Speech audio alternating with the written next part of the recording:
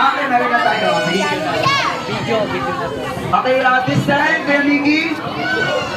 Thank you so much po sa lahat na nagbigay ng birthday wish.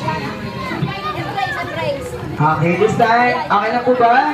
Let witness this part of Miggy's birthday to blow his candle, alright? Alright, Kuya Miggy, come here.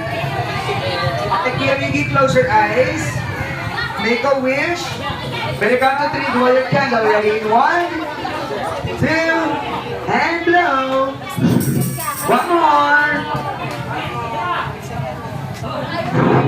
Yay! Happy birthday, Miggy. And of course, Mommy and Daddy, alam niyo ba hindi lang kayo may birthday wish for Miggy?